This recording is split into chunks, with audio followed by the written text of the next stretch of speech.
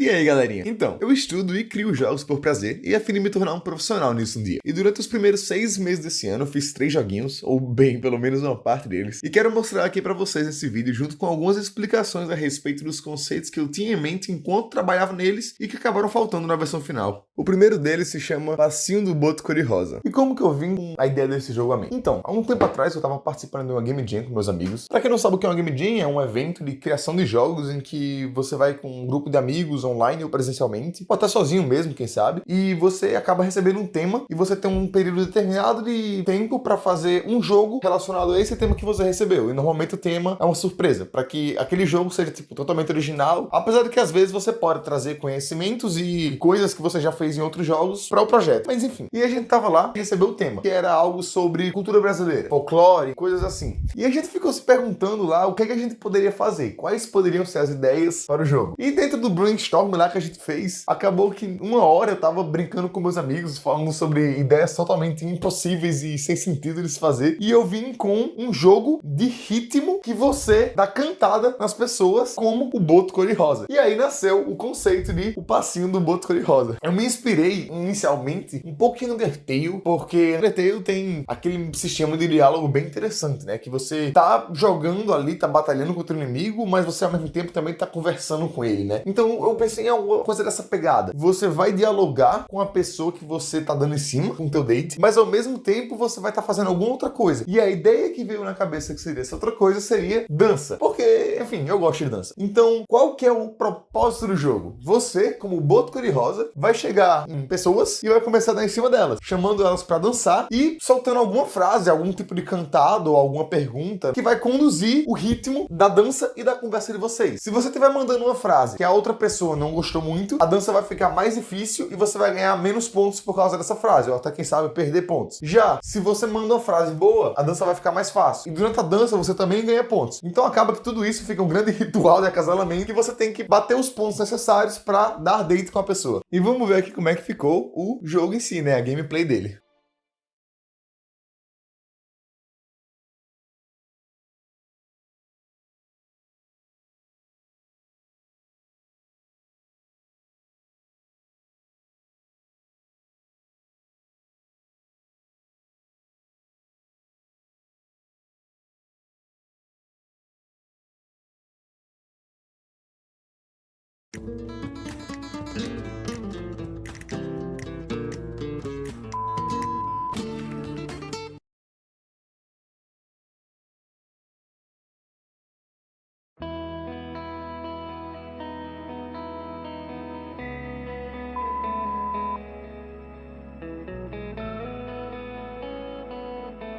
Tá, então, nesse momento vocês viram que tá bem cagada a transição da parte em que você manda uma cantada pra pessoa e depois a parte que você dança. Inclusive, para quem não entendeu, a parte que você dança é a parte que você tem que jogar o jogo de ritmo, né? E daí o que aconteceu foi que eu bati o número de pontos necessários nessa gameplayzinha que eu mostrei agora pra vocês e consegui dar date com ela, né? E aí veio a tela de sucesso. Acontece que meu jogo não tem nenhum tipo de menu e nenhum tipo de voltar para o início, então quando você vai pro sucesso ou para o fracasso, você simplesmente fica preso numa tela de sair do jogo. Então vamos voltar pro início e mostrar como é que é o lado em que as coisas não dão certo.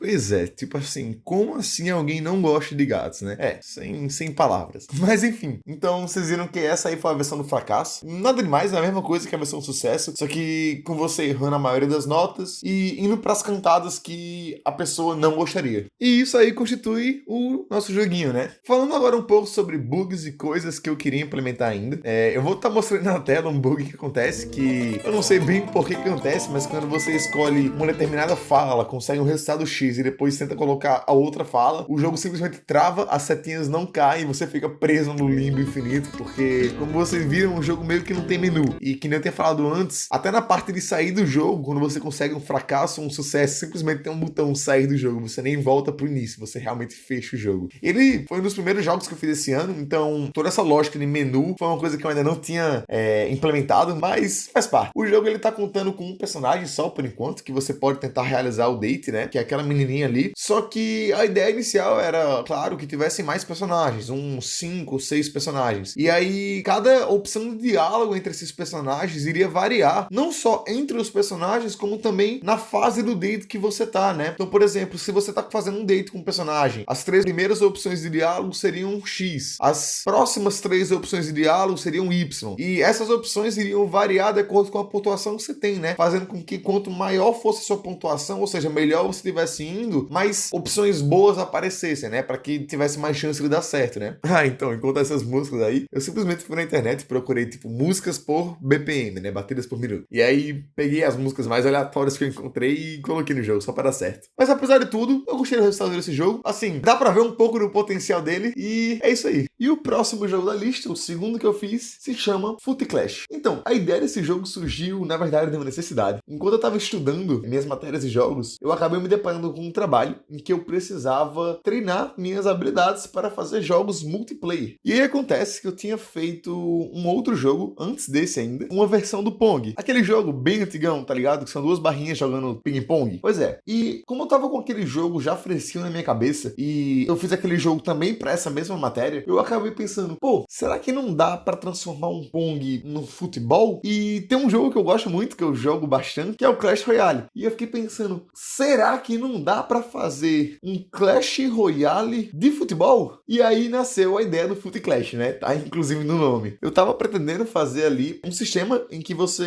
iria logar no servidor, né? Assim que você entrasse no jogo, você ia logar no servidor e você ia conseguir ver as pessoas que estavam online e desafiar elas para uma partida, para uma match, né? E aí você ia poder criar o seu time e teriam vários personagenzinhos que você ia poder criar, né, ali, que nem um Clash Royale mesmo, né? Que você monta o teu deck com vários personagens que já existem. Então, eu pensava nessa mesma ideia. Só que ao longo do processo de criação, eu acabei vendo que eu não ia conseguir fazer isso a tempo. Então, eu acabei simplificando tudo para fazer 3 times pré-prontos e mesmo assim eu ainda fracassei nisso e acabei simplificando para o time simplesmente ser uma cápsula colorida. E aí você simplesmente escolhe as cores pré-prontas do seu time, né? Ah, e deixando claro também que uma das coisas que eu precisava colocar nesse jogo era um sistema de diálogo, um chatzinho, em que todos os players pudessem conversar no chat global ou no chat privado. E vamos ver como é que ficou o jogo em si.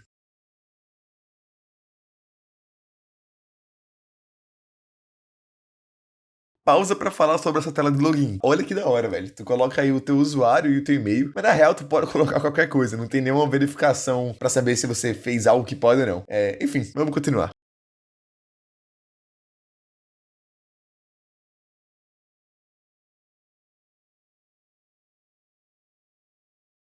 Então, agora vocês vão ver eu passando entre várias instâncias do jogo que eu abri, cada uma logada com uma pessoa diferente, e as diferentes demonstrações do chat. Eu vou tanto entrar na conta do Gui, do Pedro e na minha, e vou ficar usando o chat geral e o chat privado. E ver que tem toda uma mecânica, né? Quem entra antes carrega as mensagens do chat de antes, e quem entra depois acaba não conseguindo carregar essas mensagens. Que nem o WhatsApp, tá ligado?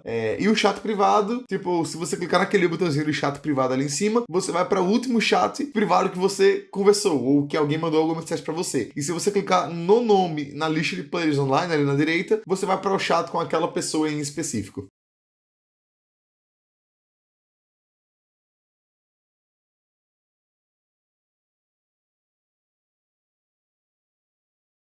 Tá aí a incrível seleção de time que basta você selecionar uma das opções e a cor dos seus jogadores vai passar a ser essa cor que tá aí na tela. E aí o sistema de matchmaking, né? Você primeiro pode sediar uma partida ou pode acabar entrando na sala de algum jogador que já está sediando. No caso, como não tem nenhum jogador sediando, o primeiro jogador foi lá e sediou, e aí depois eu entrei na contra algum outro aí que viu esse jogador sediando e depois clicou em cima dele para poder aceitar esse convite e começar a partida.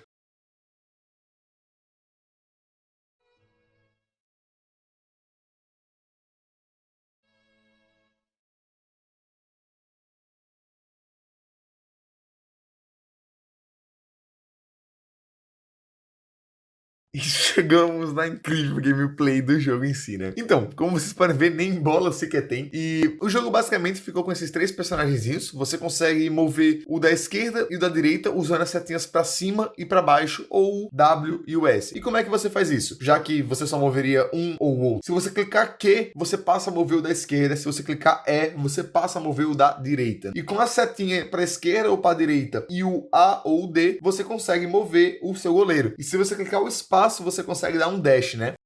E assim acaba sendo a gameplay do Foot Clash. Como vocês podem ver, ela tá longe de ser completa, né? Nem sequer tem uma gameplay em si, mas toda essa parte no matchmaking, de você conseguir entrar numa partida com uma pessoa online e selecionar o seu time, foi uma coisa que eu fiquei bem contente de ter conseguido realizar fazer. Não é tão fácil ou trivial quanto parece. Como eu falei pra vocês antes, o meu objetivo era que o time fosse composto por personagens que tivessem individualidade, que fossem únicos entre si, e não somente variações em uma cápsula colorida. E eu acho que talvez se tivesse dado atributos pra eles, tipo chute, defesa, drible e algum tipo de habilidade especial, eu ia conseguir alcançar esse resultado. E quanto a como funcionaria o jogo em si, bem, eu confesso que eu não cheguei a ter uma solução para isso. Eu pensava inicialmente em fazer algo que aconteceria em tempo real, então todas as tropinhas ficariam se movendo em tempo real, que nem no Clash Royale, e aí quando a bola tocasse no pé de algum dos jogadores, aliados ou adversários, o tempo meio que dá uma parada e o jogador, o player, poderia desenhar, que nem aqueles jogos de futebol de celular que você desenha a trajetória e depois o jogadorzinho faz o chute, né? Eu pensei que algo assim poderia acontecer. Só que eu não sei se eu ia conseguir programar isso a tempo, né? Acontece que, bem, se eu não programei nada, então eu tenho certeza que eu não conseguiria. Mas eu acabei tentando optar para um outro tipo de ideia, onde o jogo talvez aconteceria com base em rodadas. Mas, mesmo assim, não cheguei a uma solução.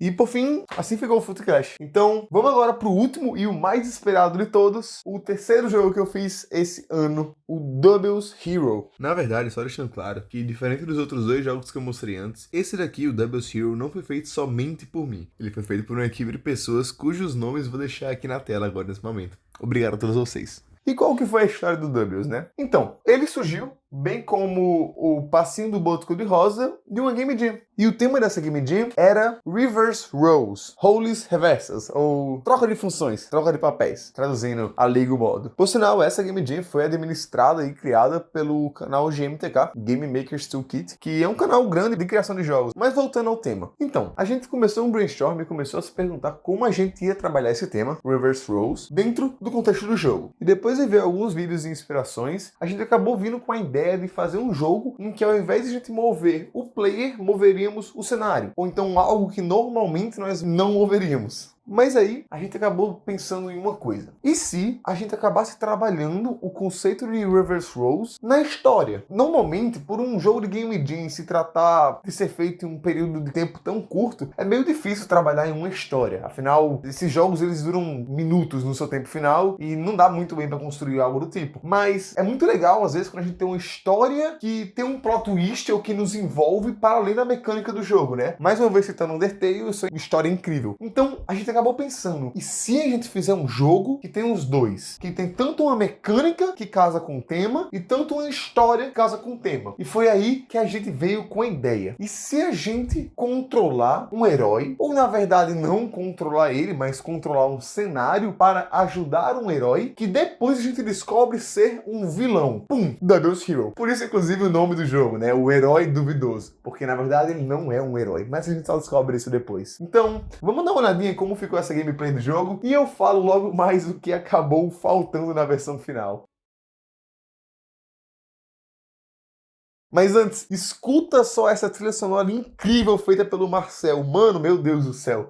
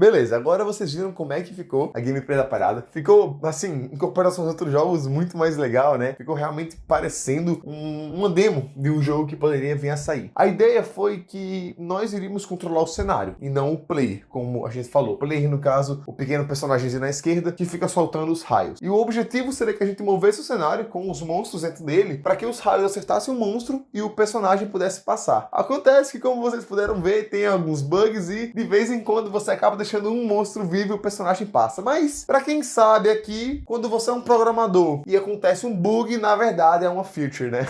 Foi tudo planejado desde o início, ok? Enfim, por meio do diálogo, a gente tem a intenção de passar a ideia de que, na verdade, nós players somos alguém que não é aquele herói que tá ali na esquerda, né? Nós seríamos quase como uma entidade, sei lá, deuses ou seres de outra dimensão que conseguem atuar naquele mundo para interferir nele, né? Para mover o cenário. E aquele bonequinho estaria tentando nos persuadir a fazer o que ele quisesse, ou seja, nos ajudar ele a completar a jornada dele. Mas aí que vem a parte mais triste, que a gente não conseguiu fazer um caminho de volta que era planejado. Como assim um caminho de volta? Como eu falei pra você, a ideia do jogo era também usar o tema Reverse Roles na história. E a gente queria fazer um herói que, na verdade, não era um herói. Ele era duvidoso, né? E qual seria a pegada? Ele iria fazer uma jornada até o centro da floresta, matando vários monstrinhos, né? Pra quando chegar lá, enfrentar um boss e acabar roubando um artefato, algo como o coração da floresta. E naquele momento ele ia ficar muito poderoso e a gente ia conseguir ouvir um monstrinho falando com a gente, perguntando por que a gente ia estar ajudando o outro cara e se a gente não conseguia perceber que, na verdade, o herói não era o herói, e sim um vilão. E a gente ia se tocar que, na verdade, a gente ajudou o herói duvidoso até cumprir a jornada dele, derrotar o boss final e pegar o coração da floresta, e depois daquele momento a floresta começa a morrer. E a gente vê que, na verdade, ele é o vilão. Ele ia passar da esquerda para a direita e aí a gente iria passar a controlar o cenário para fazer os monstros sobreviverem aos ataques dele, para que os monstros dessem dano nele e assim a gente conseguisse derrotar o herói que, na verdade, é vilão.